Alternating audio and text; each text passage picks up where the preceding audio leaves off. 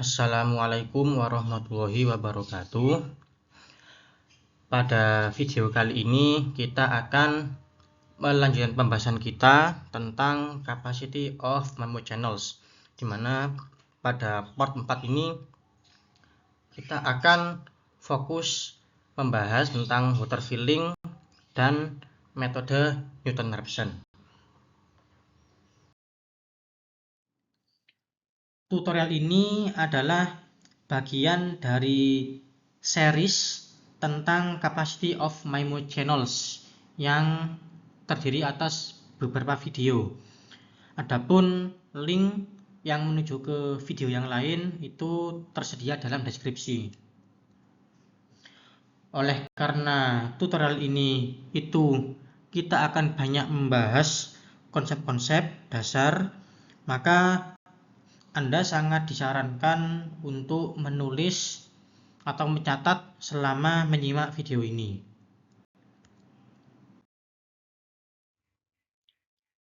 Pada part sebelumnya, yaitu part 3, kita berakhir pada sebuah pertanyaan bagaimana menyelesaikan problem pencarian akar sebagai berikut.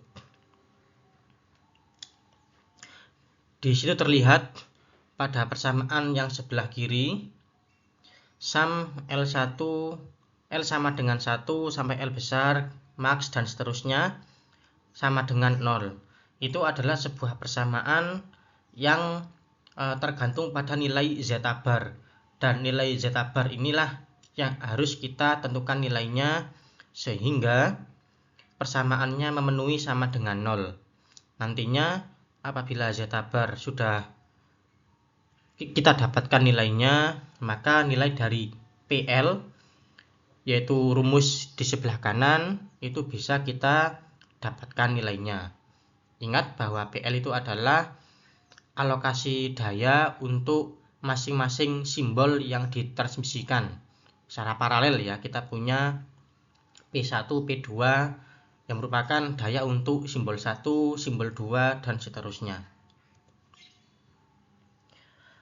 Pada part sebelumnya sedikit kita singgung bahwa menentukan nilai dari zeta bar itu analogus atau mirip ya sama dengan suatu ilustrasi di mana kita menuangkan air pada sebuah wadah di mana lantainya itu tidak rata.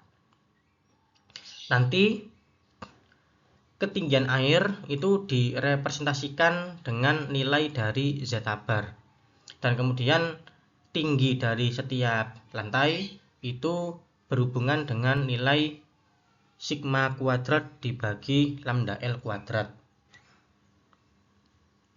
Kemudian tetap dalam analogi ini, maka alokasi daya PL ya untuk simbol yang ke L itu merupakan kedalaman air di atas lantai yang ke L.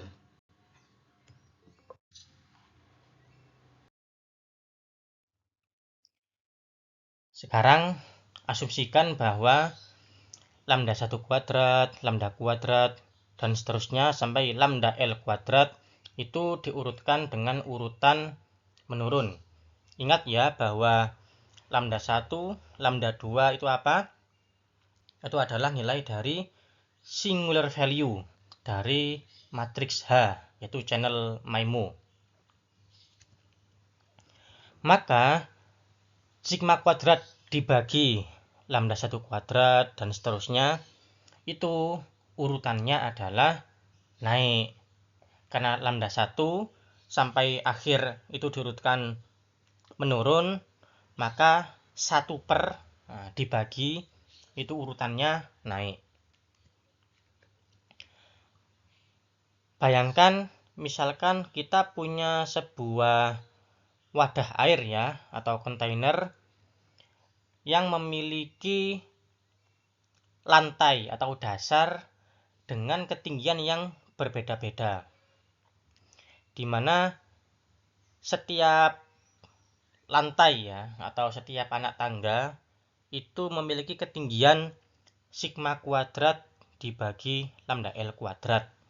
Nah, coba perhatikan pada gambar itu.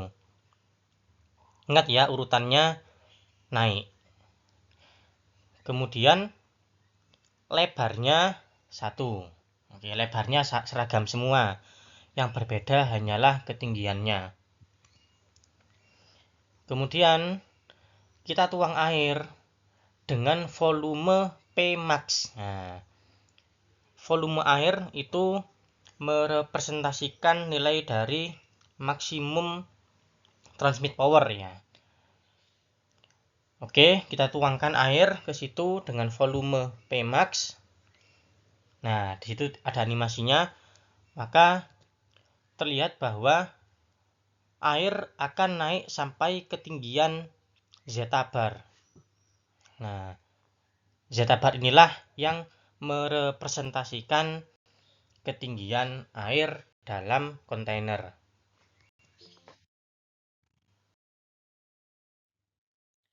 Selain itu, PL, nah, yaitu nilai yang kita cari-cari ya, itu merepresentasikan kedalaman air di atas lantai yang ke L.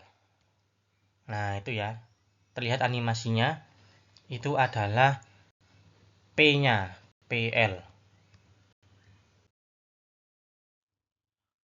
Untuk memperdalam pemahaman kita, mari kita membahas sebuah contoh. Misalkan kita punya lambda kuadrat dibagi lambda 1 kuadrat sama dengan 2. Kemudian yang dibagi lambda 2 kuadrat 3 dan selanjutnya 5. Jadi kita punya 3 macam nilai atau 3 level ketinggian. Kemudian kita punya P maksimum sama dengan 8. Ingat ya bahwa Pmax itu adalah maksimum transmission power yang diperbolehkan dari Tx. Kemudian tentukan ketinggian air yaitu zeta bar dan nilai dari PL yaitu power untuk masing-masing simbol. Maka ilustrasinya adalah sebagai berikut. Di situ terlihat kita punya 3 buah lantai dengan ketinggian yang berbeda masing-masing 2, 3, dan 5. Untuk menganalisis proses pengisian air, maka kita membagi kontainer ini menjadi 3 bagian. Sebagaimana yang terlihat dalam gambar, kita punya area A1, A2, dan A3. Pertama kita mengisi lantai yang paling rendah dulu, maksudnya area, yaitu area A1 dulu. Kemudian kalau area 1 sudah penuh, baru kalau air masih terus dituang, dia akan memenuhi area A2. Kemudian kalau area A2 sudah terpenuhi, lanjut air akan memenuhi area A3 dan seterusnya. Area A3 ini tidak punya batasan ya. Beda sama area A1 sama A2 itu punya volume. Sedangkan A3 itu ketinggiannya sampai tak terbatas.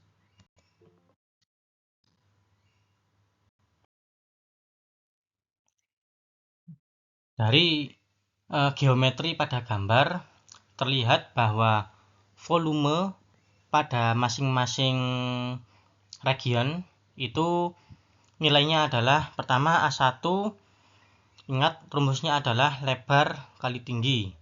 Lebarnya 1, tingginya 1, sama dengan 1. Untuk A2, lebarnya adalah 2 karena ada 2 anak tangga, di atas 2 anak tangga.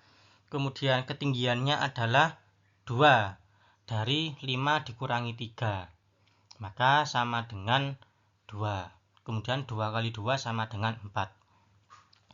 Untuk A3, itu lebarnya adalah 3 karena berada di atas 3 buah anak tangga dan ketinggiannya itu tak terbatas sehingga volume untuk A3 itu tak terbatas.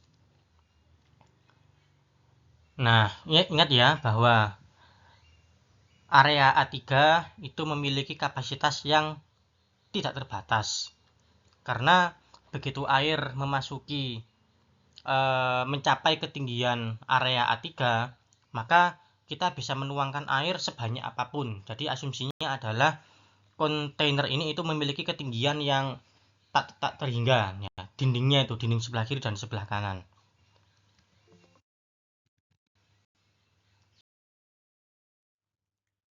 Kita mulai dengan mengisi area yang paling rendah, yaitu A1. Total air awalnya ada 8 unit, yaitu Pmax. Kemudian volume yang diperlukan untuk memenuhi area A1 adalah 1 unit. Maka setelah air mengisi area A1, maka air yang tersisa adalah 8 dikurangi 1 sama dengan 7. Nah, pada tahap ini ketinggian air mencapai 3, yaitu zeta bar sama dengan 3, yang berasal dari 2, yaitu ketinggian lantai yang paling rendah 2, kemudian naik lagi 1, sehingga ketinggiannya 3. Kemudian kita lanjut mengisi area A2. Total air yang masih tersisa adalah 7 unit. Kemudian volume air yang diperlukan untuk memenuhi area A2 adalah 4 unit. Maka setelah mengisi A2, sisa air adalah 7 dikurangi 4 sama dengan 3 unit. Kemudian pada titik ini ketinggian air naik sebanyak 2 level, yaitu 4 dibagi 2, karena volumenya 4, kemudian lebar lantainya 2, sehingga naiknya 2. Sehingga ketinggian air sekarang, yaitu ketinggian air sebelumnya, yaitu 3 ditambah 2 sama dengan 5. Ini adalah kenaikan airnya sebesar 2, dan ini adalah level air yang sekarang, yaitu 5. Sekarang kita mengisi area yang paling tinggi, paling atas, yaitu area A3. Pada tahap ini, sisa air adalah 3 unit. Oleh karena area A3 ini tidak memiliki batas atas, maka semua air yang tersisa kita tuangkan. Dan oleh karena 3 channel itu aktif, maksudnya A3 ini berada di atas semua lantai. Kalau A2 kan hanya berada di atas 2 lantai, kalau A1 1 lantai. Kalau A3 berada di atas 3 lantai. Maka ketinggian air adalah 3 dibagi 3 sama dengan 1. Maksudnya kenaikannya itu sama dengan 1. Nah, ini. Sehingga level air yang final adalah 6, yaitu 5 ditambah 1.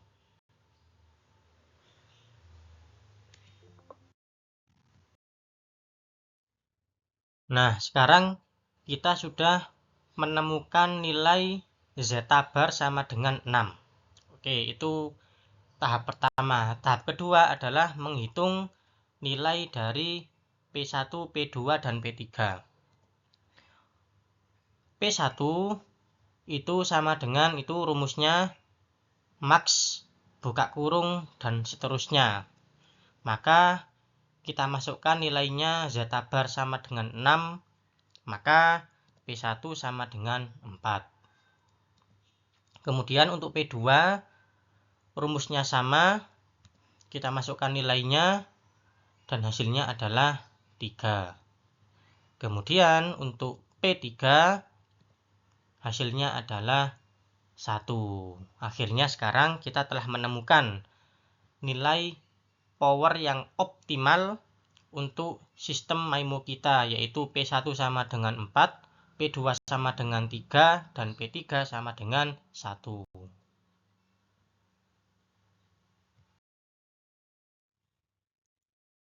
Pada contoh ini, ketinggian air zeta bar itu berada di atas nilai dari lantai yang paling tinggi. Nah, itu kan zeta bar ya. Sedangkan lantai yang paling tinggi itu adalah ini. Sigma kuadrat dibagi lambda 3 kuadrat. Zeta bar sama dengan 6, sedangkan lantai yang paling tinggi adalah 5. Oleh karena itu, semua ekuivalensi switch channel itu menerima power. Artinya setiap sub channel itu aktif. Ingat ya bahwa P1, P2, dan P3 itu kan alokasi daya untuk masing-masing simbol yang akan ditransmisikan lewat sub channel. Kita punya 3 sub channel 1, 2, dan 3. Kemudian masing-masing simbol, 3 buah simbol akan kita tempatkan masing-masing di situ. Dan ternyata masing-masing simbol itu mendapatkan daya. Walaupun nilainya berbeda-beda, yang satu dapat 4, yang paling besar, kemudian ada yang diberi 3, dan kemudian ada yang diberi 1. Contoh yang kedua. Misalkan kita punya ini sigma kuadrat dibagi lambda 1 kuadrat sama dengan 0,02. Itu yang berwarna orange itu adalah nilai yang berbeda dari contoh sebelumnya. Kemudian Pmax sama dengan 8. Pmax-nya masih sama dengan contoh yang sebelumnya. Hanya saja sekarang nilai ketinggian lantainya itu diganti. Kita punya 0,02, 0,03, dan 0,05. Tentukan ketinggian airnya. Kemudian detailnya kita skip. Maka dengan menggunakan cara yang sama yang telah dijelaskan sebelumnya, nanti akan kita dapatkan bahwa ketinggian air zeta bar sama dengan 2,7. Lalu kita masukkan nilainya ke rumus P1, P2, dan P3. Kita dapatkan nilai P1 sama dengan 2,68, P2 2,67, dan P3 2,65. Kalau kita ilustrasikan, maka gambarnya adalah sebagai berikut. Terlihat ya bahwa alokasi daya untuk P1, P2, dan P3 itu angkanya mirip. Ya kan? 2,68, 2,67, dan 0,65 itu kan angkanya hampir sama ya. Kalau sebagai referensi, kalau Pmax yang sebesar 8 kita bagi 3 itu nilainya 2,666667. Maka nilai P1, P2, dan P3 itu hampir dibagi rata, dibagi 3. Nah, fenomena seperti ini itu hal yang umum terjadi apabila sistem MIMO kita itu berada pada high SNR, di mana ketinggian lantai itu menjadi negligible atau bisa diabaikan dibandingkan terhadap ketinggian air. Sehingga alokasi daya yang optimal itu mirip dengan apabila kita membagi rata Pmax ke semua P1, P2, dan P3 atau istilahnya equal power allocation.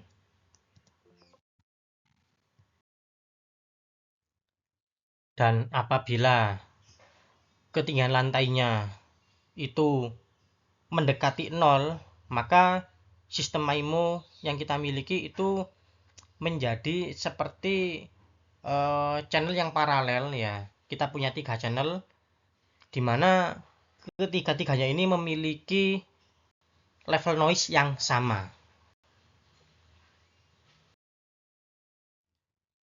Sekarang kita membahas contoh yang ketiga, di mana sekarang ketinggian lantai adalah 6, 9, dan 15 dengan nilai Pmax yang sama. Kemudian tentukan ketinggian air.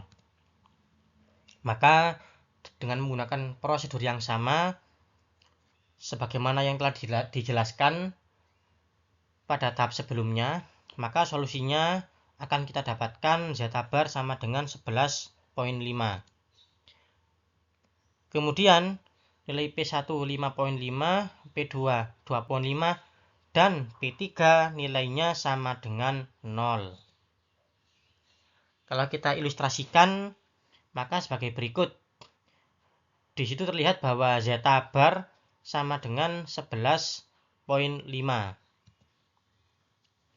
Pada kasus ini, channel yang ketiga itu menerima zero power atau tidak mendapatkan alokasi daya, sehingga channel yang ketiga itu tidak aktif. Mengapa? Karena zeta bar sama dengan 11,5, sedangkan channel yang ketiga itu memiliki ketinggian lantai sebesar 15, sehingga zeta bar itu lebih rendah daripada lantai yang ketiga. Fenomena seperti ini itu biasanya terjadi apabila sistem MIMO kita itu berada pada low SNR regimes, di mana ketinggian lantai itu mendominasi power, sehingga ketinggian air itu menjadi lebih rendah daripada beberapa lantai. Untuk kasus kita ini ada satu lantai atau satu channel yang tidak aktif. Namun untuk kasus yang lebih general, bisa saja 2, 3, atau 4 channel itu tidak aktif apabila kita memiliki banyak channel. Misalkan kita punya 10 channel, karena rank kita sama dengan 10, maka kalau kita berada pada low SNR regimes, bisa saja yang aktif cuma 1 lantai, 2 lantai, atau 3 lantai.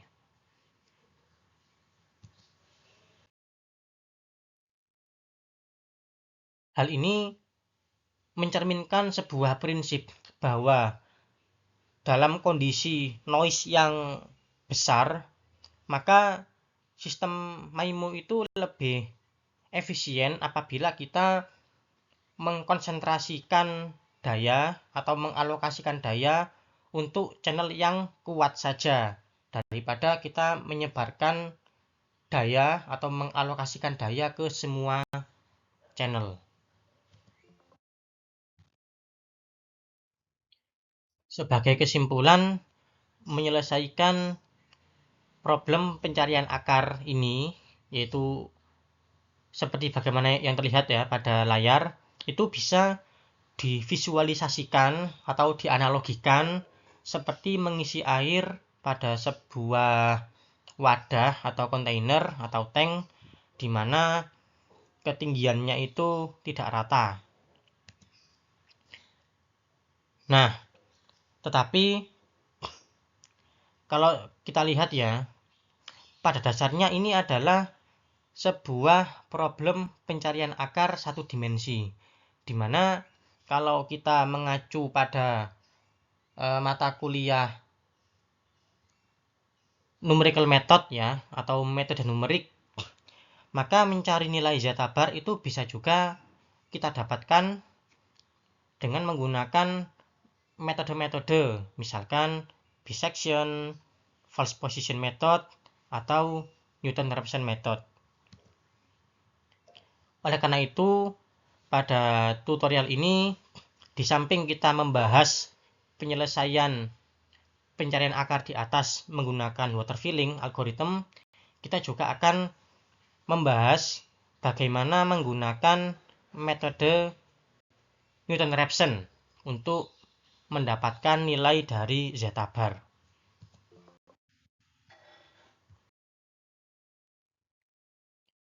Metode water filling itu menginterpretasikan penyelesaian secara intuitif atau secara visual. Sedangkan metode numerik itu menyediakan penyelesaian secara sistematis, komputasi yang sistematis.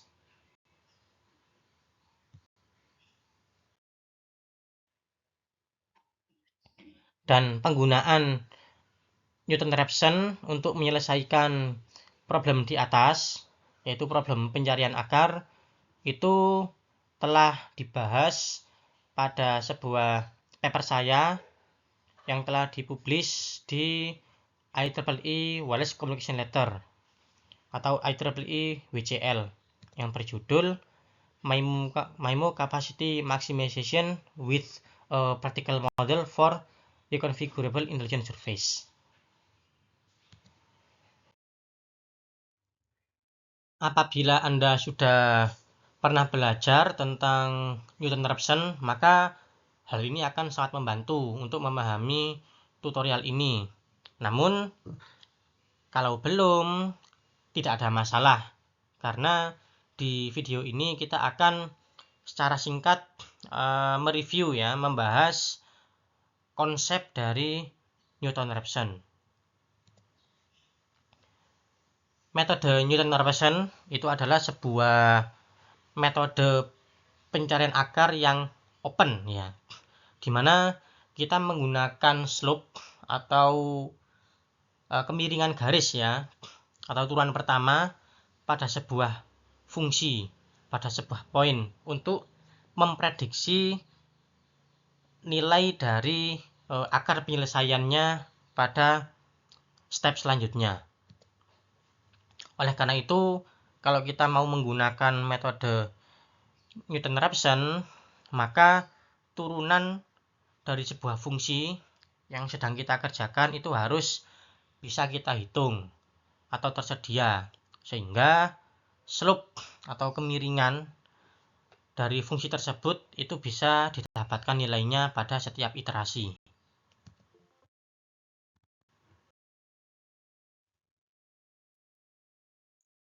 Misalkan kita punya sebuah fungsi f sebagai fungsi dari zeta bar. Jadi zeta bar adalah variabelnya. Dan misalkan kita harus mencari nilai zeta bar sedemikian sehingga f zeta bar sama dengan 0. Sebagaimana yang terlihat dalam gambar.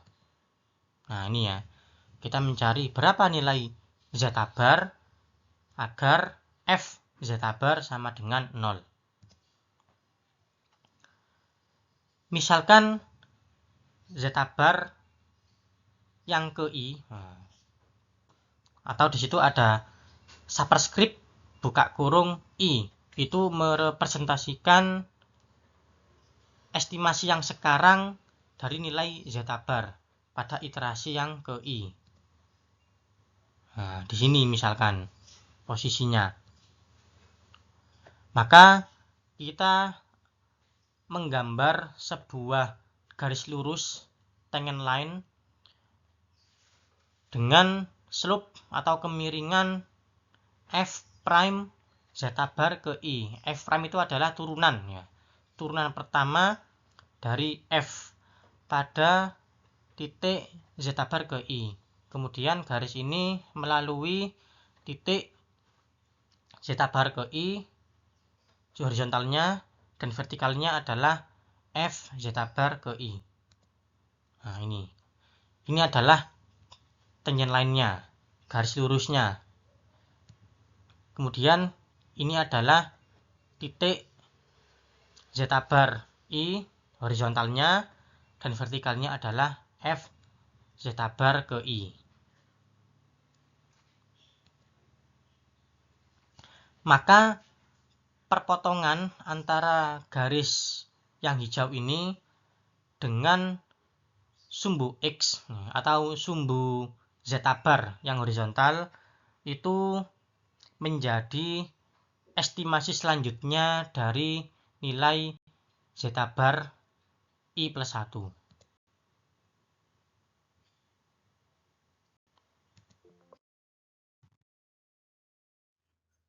Sekarang yang menjadi pertanyaan, bagaimana caranya menghitung nilai zeta bar plus 1 diberikan nilai zeta bar I. Jadi kita punya nilai zeta bar I. Nah, bagaimana cara menghitung zeta bar I plus 1? Ingat bahwa kemiringan garis itu didefinisikan sebagai perbandingan antara perubahan pada sumbu vertikal dibandingkan dengan perubahan pada sumbu horizontal. Oleh karena itu, F prime, yaitu turunan pertama pada titik zeta bar ke I, itu adalah perubahan pada sumbu Y, sumbu vertikal, yaitu F zeta bar I dikurangi 0 dibagi dengan perubahan pada sumbu X atau sumbu horizontal atau sumbu zeta bar, yaitu nilainya zeta bar I dikurangi zeta bar I plus 1. Ingat, turunan pertama adalah slope ya, atau kemiringan garis, yaitu ini dari titik awal ke titik akhir itu ya, dari yang sebelah atas ke sebelah bawah. Maka perubahan pada sumbu vertikal itu adalah yang ini. Nah, itu ya, yaitu F zeta bar ke I dikurangi 0. Kemudian perubahan pada sumbu horizontal adalah yang ini. Ingat, awal dikurangi akhir.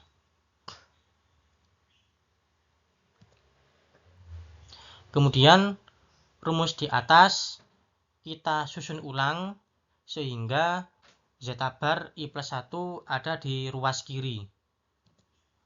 Sehingga kita dapatkan rumus final bahwa untuk mengupdate nilai zeta itu adalah zeta bar I plus 1 atau zeta bar pada iterasi selanjutnya sama dengan zeta bar I atau zeta bar yang sekarang dikurangi F fungsi dari zeta bar yang sekarang dibagi dengan F prime, yaitu turunan dari fungsinya dengan nilai zeta bar yang sekarang atau zeta bar I. Kemudian kita akan mengaplikasikan teknik ini, teknik Newton-Raphson ini untuk mencari akar persamaan kita.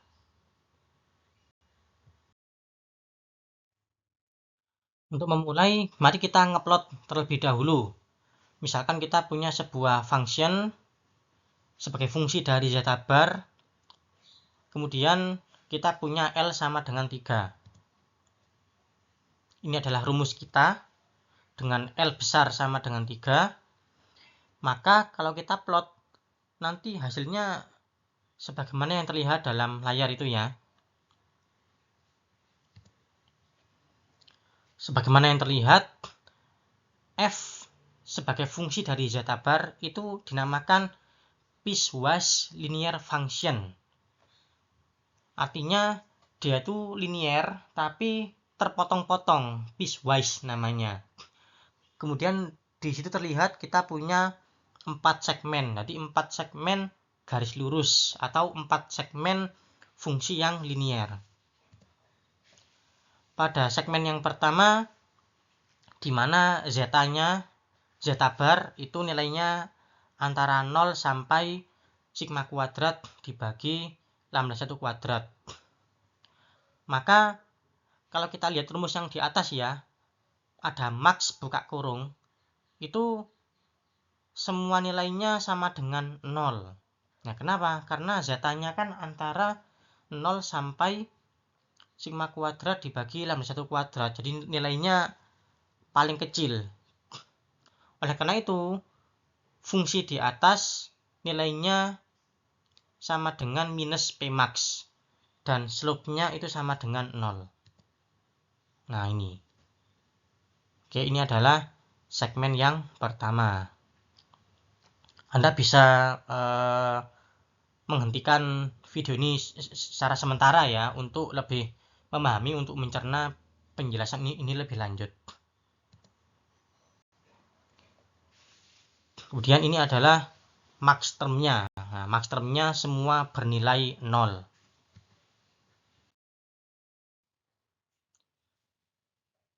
Kemudian segmen yang kedua, di mana nilai zeta barnya itu ya antara sigma kuadrat dibagi lambda 1 kuadrat dan sigma kuadrat dibagi lambda 2 kuadrat. Maka hanya channel yang pertama yang berkontribusi pada summation-nya, sehingga slope-nya itu sama dengan 1. Kemudian untuk segmen yang ketiga, di mana nilai zeta barnya itu antara sigma kuadrat per lambda 2 kuadrat dan sigma kuadrat dibagi lambda 3 kuadrat. Maka dua channel aktif dan slope-nya atau turunannya atau kemiringan garisnya sama dengan 2.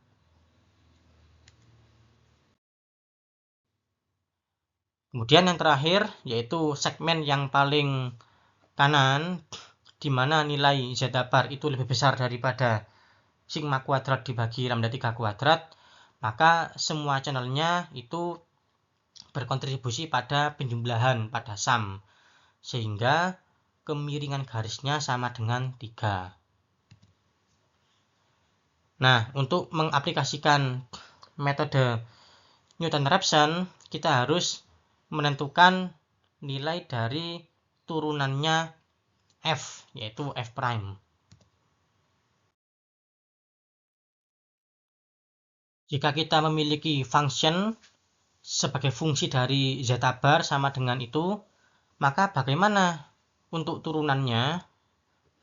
Maka turunannya yaitu f prime itu nilainya adalah f prime zeta bar sama dengan itu summation, kemudian itu ada sebuah notasi double struct i, kemudian ada subscript-nya. Subscript-nya itu semacam pertanyaan true false ya. Apakah zeta bar lebih besar dari sigma kuadrat dibagi lambda L kuadrat?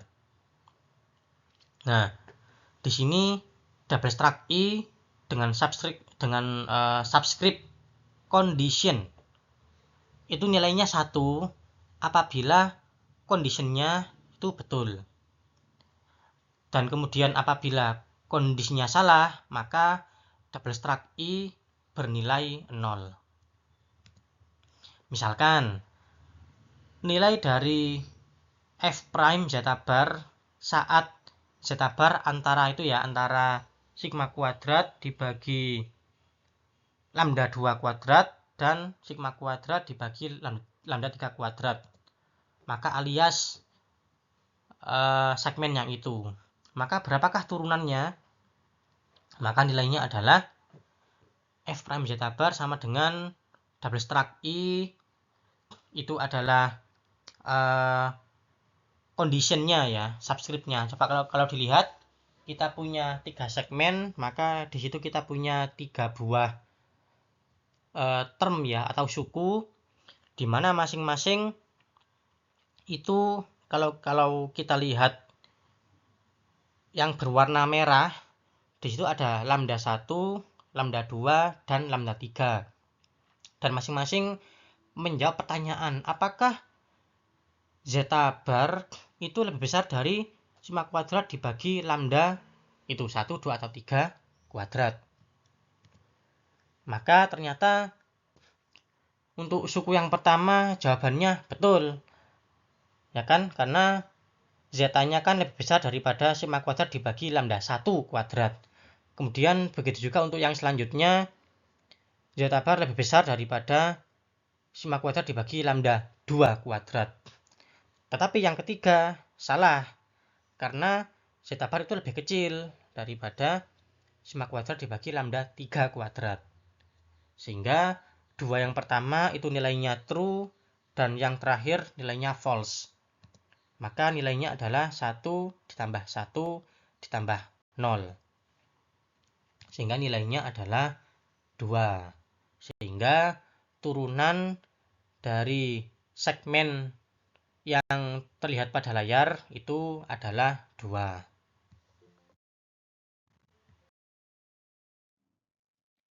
Oke, setelah kita mendapatkan nilai dari f prime atau turunan dari f sebagai fungsi dari zeta, sekarang kita integrasikan hasil turunan kita ke metode Newton-Raphson. Bahwa dengan menggunakan metode Newton-Raphson, maka apabila kita saat ini pada iterasi ke I itu water levelnya itu dinotasikan dengan zeta bar I, artinya iterasi ke I. Maka pada iterasi selanjutnya nilai dari zeta bar itu adalah yaitu zeta bar pada iterasi I plus 1 sama dengan zeta bar ke I, yaitu sekarang dikurangi fungsi dari zeta bar ke I dibagi dengan turunannya. Oke, itu turunannya pada penyebut atau denominator telah kita bahas pada slide sebelumnya. Nah, di sini denominator atau penyebut itu merepresentasikan jumlah channel yang aktif. Karena turunan dari f yaitu f prime itu sama dengan jumlah channel yang mana nilai dari zeta bar itu di atas nilai ketinggian floornya atau lantainya. Jadi begini, misalkan ini kita membahas hubungannya antara metode ini dengan water filling yang telah kita bahas sebelumnya. Misalkan zeta bar itu nilainya di antara ini. Nah, kalau di rentang ini turunannya kan sama dengan 0, yaitu ini, yaitu penyebut atau denominator ini sama dengan 0 ketika zeta bar dalam rentang ini. Ini kalau dihubungkan dengan water filling dengan lantai-lantai atau ya lantai dengan ketinggian yang berbeda yang telah kita bahas sebelumnya, maka apabila zeta bar nilainya di rentang ini itu tidak ada channel yang aktif. Sedangkan kalau di sini itu channel yang aktif berjumlah 1, kemudian pada rentang ini channel yang aktif berjumlah 2, dan pada segmen yang ini channel yang aktif berjumlah 3. Oke, setelah kita membahas metode Newton-Raphson itu sendiri, kita akan membahas tentang initial guess dari zeta bar. Dalam metode Newton-Raphson itu untuk menggunakan metode tersebut kita memerlukan zeta pada iterasi ke-0 atau terkaan awal berapakah akar atau nilai dari zeta agar f zeta bar sama dengan 0. Nah, ini kita perlu terkaan awal istilahnya atau initial guess. Nah, di metode di paper saya yaitu WCL yang telah publish itu telah dibahas bahwa bagaimana kita bisa mendapatkan nilai zeta ke 0. Misalkan kita punya sebuah function yaitu ini fungsi kita yang awal tadi, maka untuk memudahkan analisis kita bisa mengaproksimasi f zeta bar dengan membuang operator max. Oke, kalau dilihat di sini ada operator max. Nah, ini ya. Maka kalau ini kita buang, maka yang tersisa hanyalah ini, yaitu zeta bar dikurangi sigma kuadrat dibagi lambda L kuadrat. apabila yang tersisa hanya ini, maka fungsi ini akan menjadi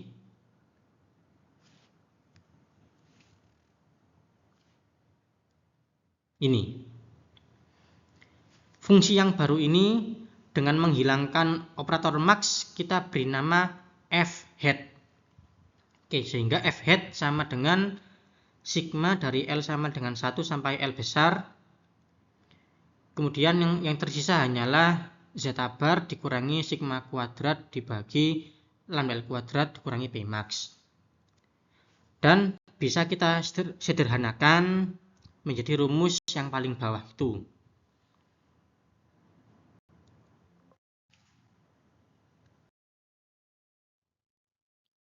Ini adalah rumus f-hat yang baru kita miliki.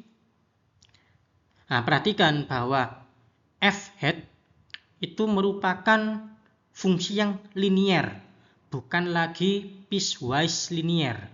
Kalau f yang sebelumnya yang masih mengandung operator max itu piecewise linear terhadap zeta bar. Kalau yang sekarang itu hanya linear sebagai fungsi dari zeta bar dengan slope atau kemiringan sebesar L, yaitu kalau kita lihat yang ini. Nah, ini zeta bar dikali L dikurangi ini. Nah, ini menjadi konstanta. Kemudian ini variabelnya yang berwarna ungu. Kemudian L ini juga sebuah koefisien pengali zeta bar. Maka f-hat ini kalau kita plot maka terbentuk garis yang berwarna hijau sebagaimana yang terlihat dalam gambar. Nah, itu adalah garis untuk fungsi f-hat. Garis f-hat ini itu bersinggungan atau berpotongan dengan sumbu vertikal pada titik itu minus sigma L sama dengan 1 sampai L besar dan seterusnya. Jadi ini ya, minus sigma dan seterusnya itu adalah titik perpotongan antara garis hijau. Kalau kita tarik garis lurus terus sampai ke bawah, nah perpotongannya dengan sumbu Y atau sumbu vertikal ini nilainya ada pada titik ini, pada nilainya ini.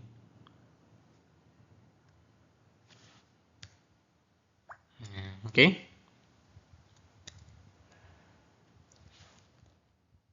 Kalau kita lihat ya, ada suatu hal yang menarik bahwa garis yang berwarna hijau ini itu coincide, berarti bersinggungan ya dengan segmen terakhir dari fungsi awal f zeta bar.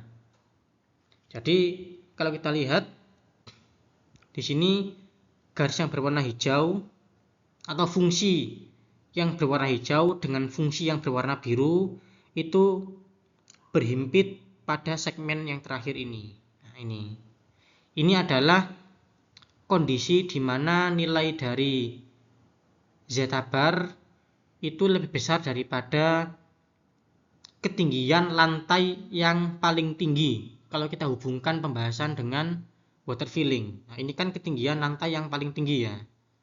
Nah, di sini itu adalah tidak lain adalah kondisi ketika semua channel itu aktif.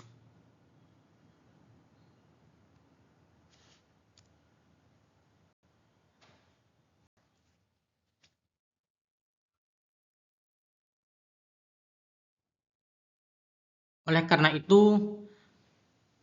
sebuah nilai initial gas ya atau tekanan awal untuk zeta yang cukup masuk akal lah, itu bisa kita dapatkan dari intersection antara f-hat dengan sumbu horizontal, yaitu ini.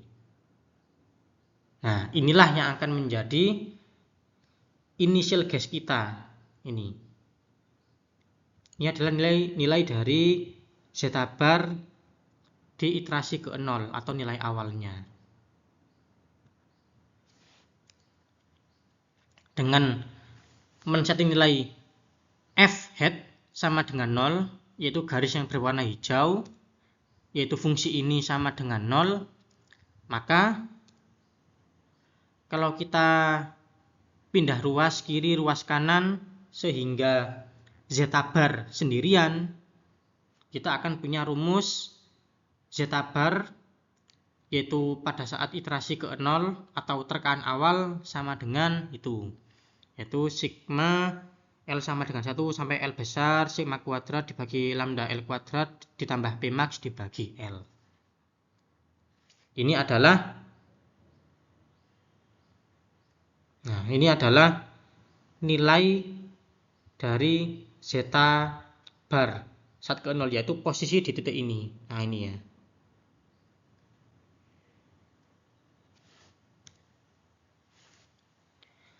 Aproksimasi ini mengasumsikan bahwa semua channel itu aktif. Oke, yang mana berhubungan dengan segmen terakhir dari kurva water filling.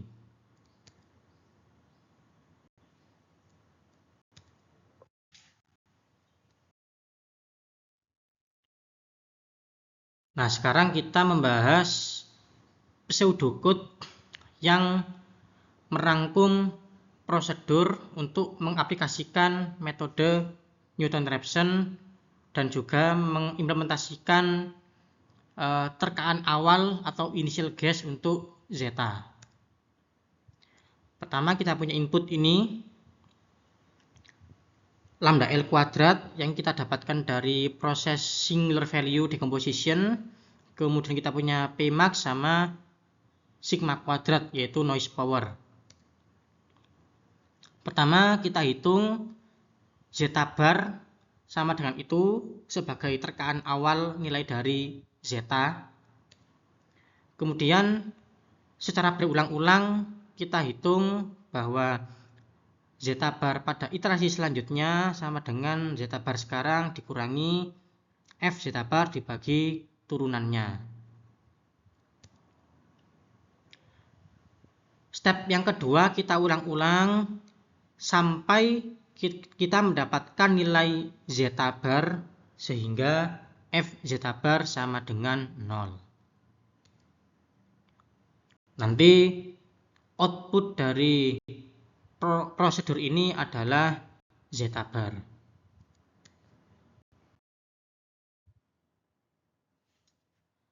Lantas apa keuntungan menggunakan metode ini, yaitu metode yang saya propose pada paper saya dibandingkan dengan metode konvensional water filling?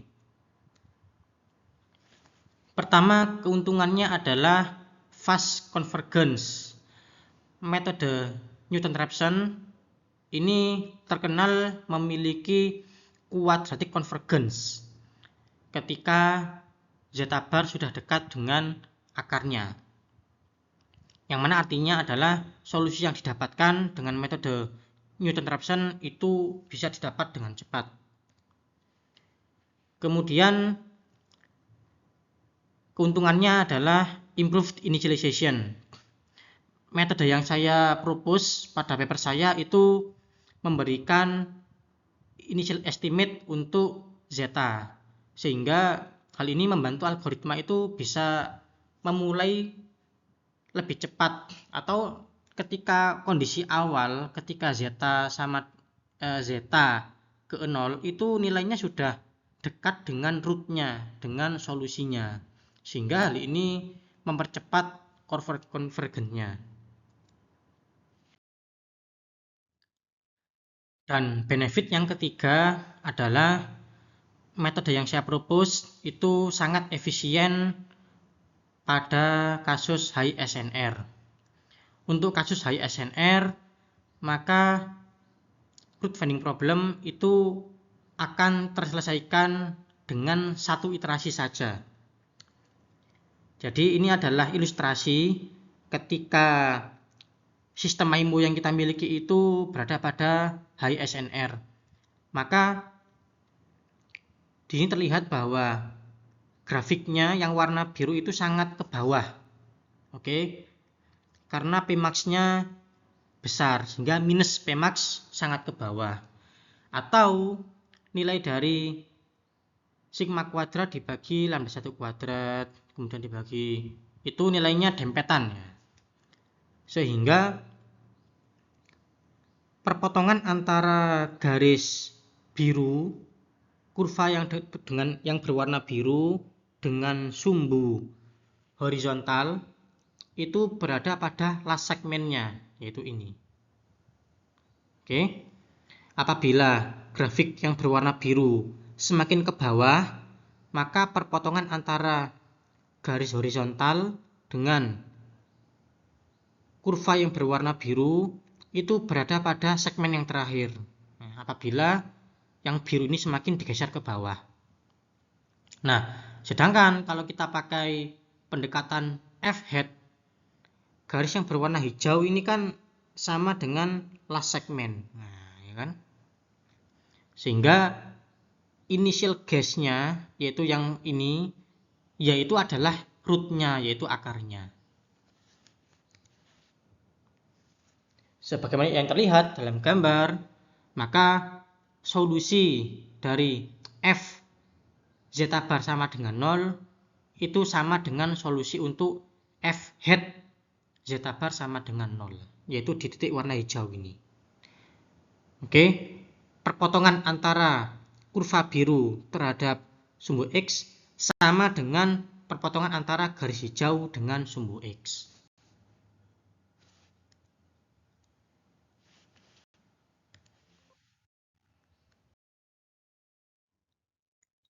Oke, selamat. Sekarang kita telah menyelesaikan rangkaian tutorial yang membahas Fundamentals of MIMO System.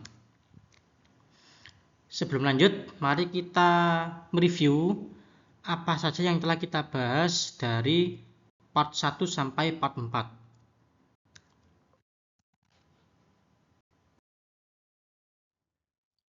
Pada part 1, kita mengenalkan struktur dasar dari sistem komunikasi MIMO, yaitu kita punya sistem seperti ini, multiple antena TX dan multiple antena RX. Kemudian kita punya hubungan antara data yang diterima pada RX dengan data yang dikirim pada TX. Kemudian kita simpelkan menjadi suatu bentuk perkalian matriks vektor. Kemudian pada akhirnya kita punya persamaan achievable rate untuk MIMO, yaitu sebagai berikut: leg 2, determinan, dan seterusnya.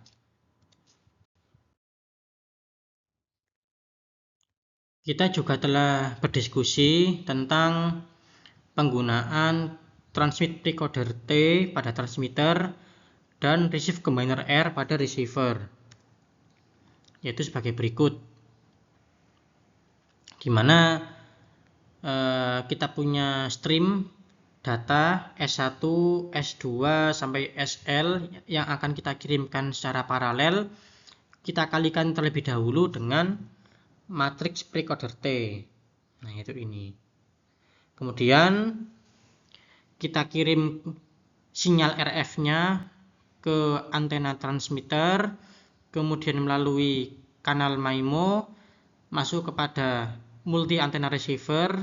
Kemudian di sini ada matriks combiner R, dan akhirnya kita dapatkan simbol yang memprediksi simbol yang dikirimkan pada transmitter. Dan kita punya bentuk rumus akhir, yaitu S hat sama dengan RHTS ditambah Rn. Kemudian rumus dari achievable rate-nya MIMO yaitu sebagaimana yang terlihat dalam layar.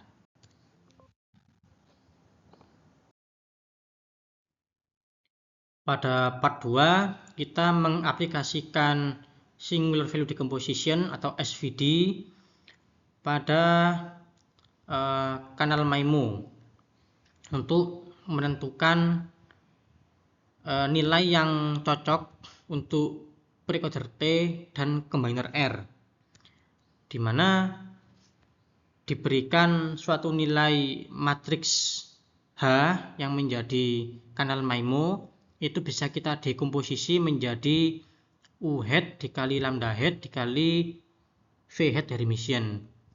Maka nilai dari R atau receive combiner itu adalah U hat dari emission. Sedangkan untuk precoder T-nya itu kita setting nilainya sama dengan V hat dikali P pangkat setengah, di mana P adalah diagonal power allocation matrix atau matriks yang berisi alokasi daya untuk masing-masing simbol. Dan dengan processing yang berbasis SVD ini, maka kanal MIMO itu kita transformasikan menjadi SISO L paralel. Jadi L buah sistem SISO yang paralel, di mana L itu adalah rank dari matriks H.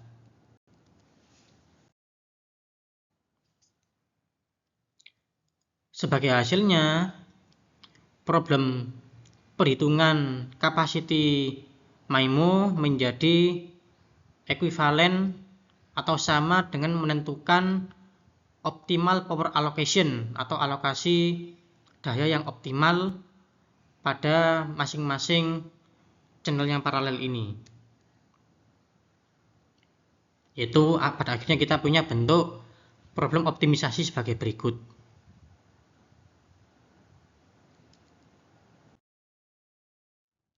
Kemudian pada part 3 kita telah membahas telah menunjukkan bahwa problem power allocation itu adalah convex, termasuk dalam kategori convex optimization problem.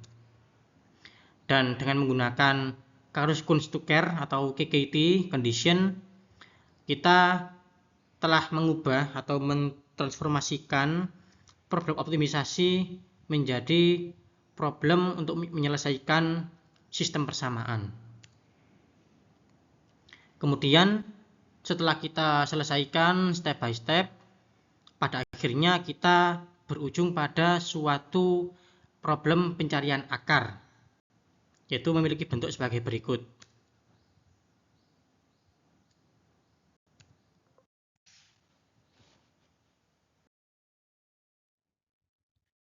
Dan pada part 4 kita telah berdiskusi dua cara atau dua pendekatan untuk menyelesaikan problem pencarian akar tersebut.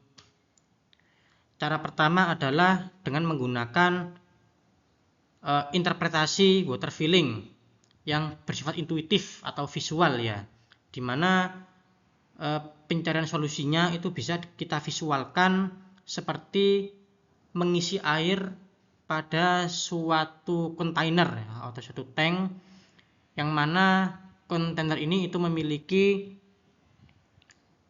lantai yang tidak rata ketinggiannya atau berbeda-beda ketinggiannya. Kemudian cara kedua adalah dengan mengaplikasikan metode Newton-Raphson dan dikombinasikan dengan metode untuk memilih initial guess atau initial estimate zeta bar, yang mana hal ini bisa secara signifikan mempercepat convergence.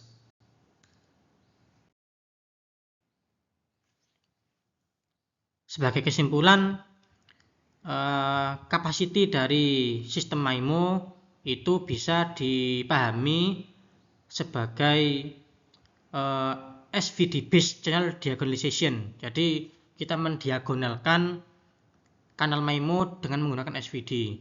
Kemudian diikuti dengan proses mencari alokasi daya yang optimal untuk pada kanal-kanal SISO yang ekuivalen ini.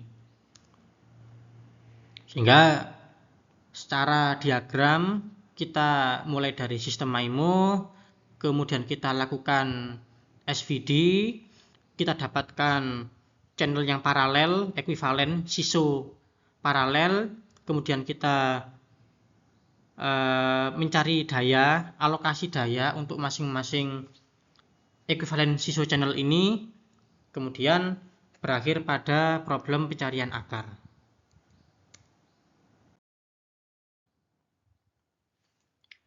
Pada part 5 dari rangkaian tutorial ini kita akan beralih dari teori, ya part 1 sampai part 4 kita telah membahas teori. Sekarang part 5 kita akan membahas praktisnya, yaitu membahas implementasi MIMO sistem ini dengan menggunakan suatu bahasa pemrograman, di mana bahasa pemrograman yang akan kita pakai adalah Python.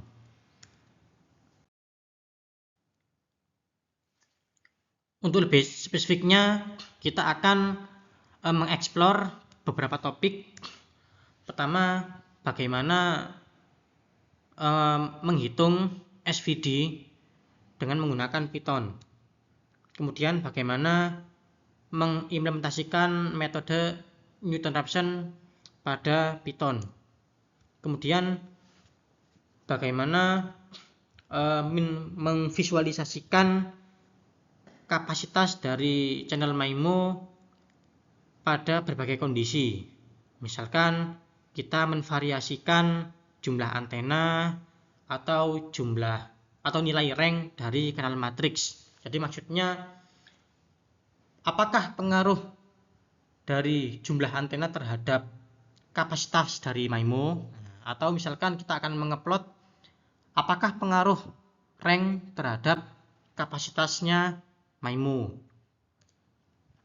Kemudian yang terakhir kita akan membandingkan optimal power allocation dengan equal power allocation dengan berbagai kondisi kanal.